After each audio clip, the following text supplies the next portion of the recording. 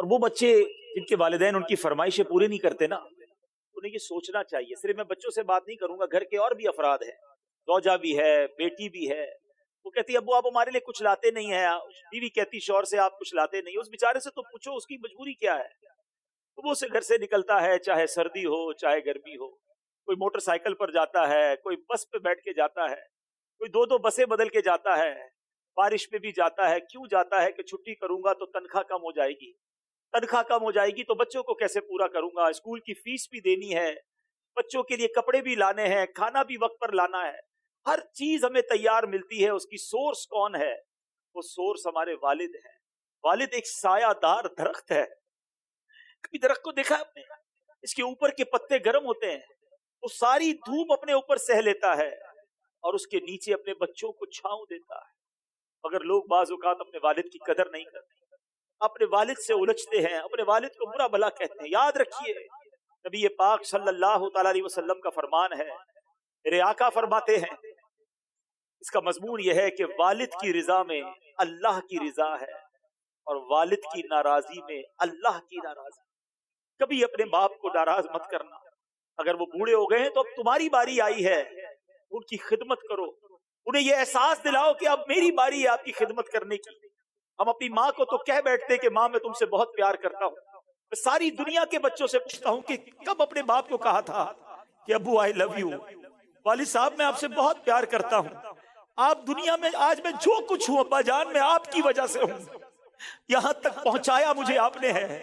ارے جس نے انگلی پکڑ کر چلانا سکھایا، جس نے ہر مشکل میں کہا گھبرانا نہیں، میں تمہارے ساتھ ہوں، کہیں پھنس جاتا تھا تو ابو کے پاس آتا تھا، وہ کہتے بیٹا میں سنبھال لوں گا۔ اب وہ جب چلے گئے اب پتا چلتا ہے کہ کون ہے جو سنبھالے گا۔ بوڑھے ہو گئے نا تو اب خدمت کرو ان کی ڈانٹ کو برا مت سمجھو۔ جب بندہ بڑھاپے میں آ جاتا ہے تو چڑچڑا ہو جاتا ہے، بچپن اور بڑھاپا برابر ہوتا ہے۔ جب ہم چھوٹے تھے ہم نے بڑی ضدیں کی، ہم نے بہت اپنی باتیں منوائیں، اب سمجھو والد صاحب کا جب بڑھاپا آ گیا تو میں نے ان کی باتیں ماننی ہے، ان کی غصے کو برا نہیں ماننا، ان کے ٹوکنے کو برا نہیں ماننا۔ کبھی باپ کا دل مت دکھانا، یہ مت کہنا کہ آپ کو نہیں معلوم، ارے اسے کہتے ہو کہ نہیں معلوم، جس نے ہمیں چلنا سکھایا، جس نے ہمیں کھڑا ہونا سکھایا، ہر مشکل میں جس نے ہماری مدد کی۔ خدارا میں ساری دنیا کے بیٹوں سے، ساری دنیا کی بچیوں سے، ساری اولاد سے گزارش کرتا ہوں، اگر تمہارے والد زندہ ہیں ان کو خوش رکھنا، اور بوڑھے ہو گئے تو اب احساس دلاؤ ان کو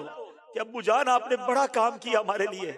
بڑی محنت کی، اب ہماری باری ہے آپ کی خدمت کرنے کی، اب ہم آپ کو سکھ پہنچائیں گے، اب آپ کسی ٹینشن میں نہ رہے، میرے پاس جو کچھ ہے ابو جان یہ سب آپ کا ہے، آپ کی وجہ سے ہے۔ تف ہے اس اولاد پر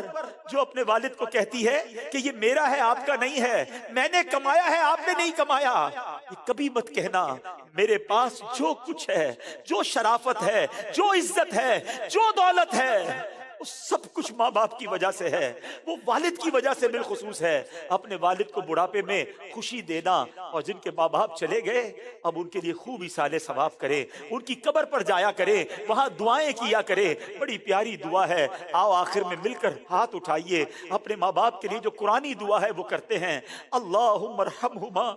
کما ربیانی صغیرا، اے اللہ ہمارے ماں باپ پر رحم فرما جیسا انہوں نے بچپن میں ہم پر رحم فرمایا۔ جن کے ماں باپ زندہ ہے مولا ان کو حیاتی عطا فرما، صحت عطا فرما، نیکیوں والی طویل زندگی عطا فرما، اور جن کے ماں باپ چلے گئے اے اللہ ان کی قبروں کو جنت کا باغ بنا دے، ان کی بے حساب مغفرت فرما۔